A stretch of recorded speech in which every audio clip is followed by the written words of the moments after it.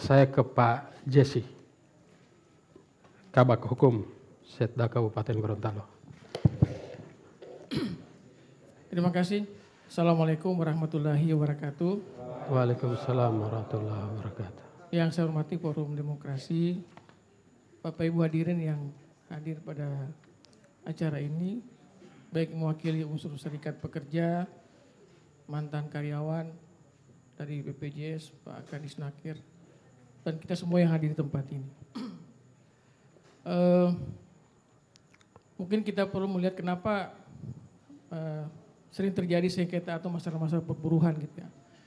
Ini mungkin tidak lain disebabkan mungkin cara pandang kita melihat hubungan antara pekerja, karyawan dengan pengusaha itu agak beda dengan di negara-negara lain gitu. Kalau di negara lain itu pekerja itu tidak dilihat semata-mata sebagai sebagai usaha untuk mencari nafkah, tapi dipandang sebagai suatu bentuk pengabdian kepada Tuhan yang Maha Kuasa, pengabdian kepada negara, bangsa dan negara gitu. Kemudian yang kedua, kalau di negara lain itu pekerja itu tidak dilihat sebagai faktor produksi saja gitu, yang kemudian bisa dieksploitasi gitu, tapi dilihat sebagai sosok yang bermartabat gitu, sehingga pekerja itu sangat dihargai sebagai aset yang sangat bermanfaat gitu. Kemudian yang ketiga, di negara lain itu dilihat hubungan antara pekerja dengan perusahaan itu bukan karena faktor perbedaan kepentingan, tapi kesamaan kepentingan dalam hal memajukan perusahaan gitu ya, untuk kesejahteraan bersama. Sehingga mungkin karena faktor inilah ya, bisa jadi posisi dari pekerja itu nilai tawarnya di bawah gitu, bargaining posisinya sangat rendah gitu. Kita kembali ke tema kita kali ini ya. Memang ada beberapa hal yang mungkin secara normatif itu mungkin perlu kita lihat kembali, terutama dalam mekanisme PHK gini ya. Memang kalau kita melihat PP 35 2011 seperti yang sudah disampaikan sebelumnya, seharusnya PHK itu diawali dulu dengan pemberitahuan gitu. Mungkin tadi sudah lewat musyawarah atau rapat, itu paling tidak 2 minggu sebelum dilakukan PHK itu disampaikan gitu, secara tertulis ke karyawan, dan karyawan atau pekerja paling tidak dalam seminggu sudah memberikan jawaban gitu. Mereka bisa menolak, bisa juga menerima begitu. Ini kalau kita lihat regulasinya ya. Nah, cuma mungkin kalau saya boleh sedikit menyimpulkan dari penyampaian tadi, mungkin serikat pekerjanya sudah menerima tapi menuntut hak-haknya gitu, baik itu THR dan sebagainya. Pekerja kalau di PHK-kan itu ada 3 hal yang menjadi kewajiban dari perusahaan gitu. Yang pertama dia harus memberikan pesangon, yang kedua memberikan penghargaan masa kerja, dan yang ketiga adalah hak-hak lain gitu. Misalnya mungkin termasuk THR gitu, yang mungkin itu dicantumkan dalam perjanjian kerjanya atau kesepakatan bersama. Dan itu ada hitungan-hitungannya gitu, itu ada jelas di regulasinya gitu. Dan memang PHK ini sebenarnya dia hak dari perusahaan gitu ya. Jadi perusahaan berhak mem-PHK tapi bukan kewajiban, bukan kewajiban. Mem-PHK pun harus ada jelas alasannya seperti apa. Ya misalnya mungkin ada pegawai yang indisipliner, nah, termasuk tadi mungkin faktor efisiensi. Nah itu alasan itu memang itu dijamin oleh regulasi, oleh PP 35 2021. Kemudian memang kami melihat sepertinya posisi dari pekerja kita ini agak lemah gitu ya. Yang pertama tadi memang tidak terbentuk serikat pekerja di situ. Tidak ada serikat pekerja, padahal kalau ketentuannya 10 orang sudah bisa membentuk serikat pekerja ya Pak. Gitu. Jadi serikat pekerja inilah yang kemudian ketika terjadi masalah, terjadi perselisihan ini ya, itu bisa melakukan perundingan secara bipartit ya.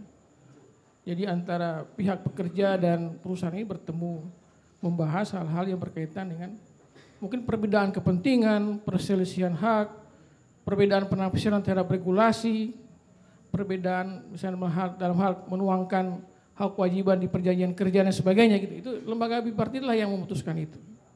Nah, di lembaga ini kemudian ketika terjadi kesepakatan ya, itu didaftarkan di pengadilan hubungan hubungan industrial gitu ya, itu didaftarkan gitu supaya ketika misalnya ada salah satu pihak yang menyimpang dari kesepakatan itu bisa dilakukan eksekusi gitu. Nah, mungkin itu tidak terjadi ya, karena memang tidak ada lembaga bipartitnya gitu. Nah, kalau misalnya tidak terjadi kesepakatan di bipartit ini ya, itu bisa langsung salah satu pihak atau terutama pekerja ya, dia melapor ke Disnaker gitu.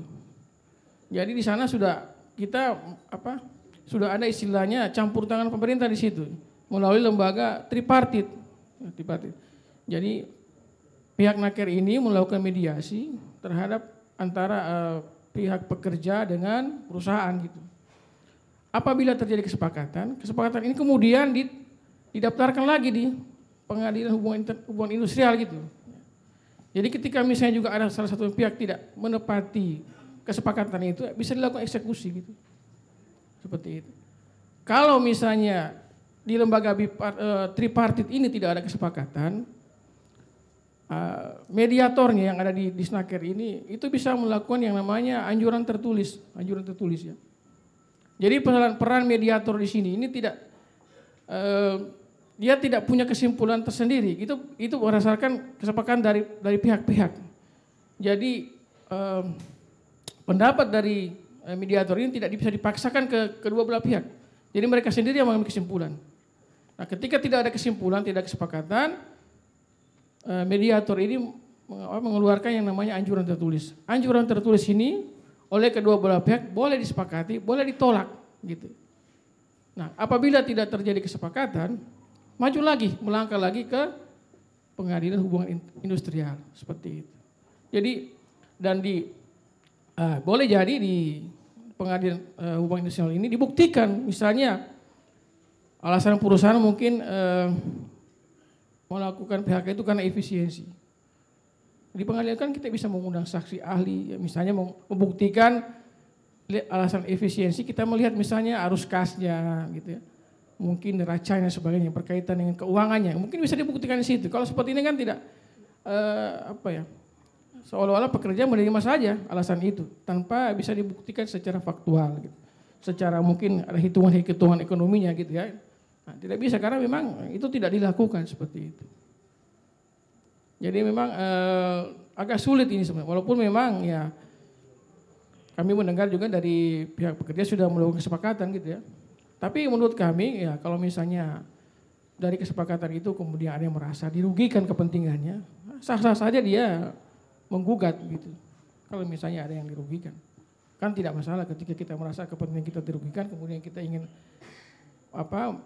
itu keadilan ditegakkan lewat proses hukum, silakan saja, itu hak semua pihak seperti itu. Jadi sementara seperti itu Pak. Terima kasih. Assalamualaikum warahmatullahi wabarakatuh.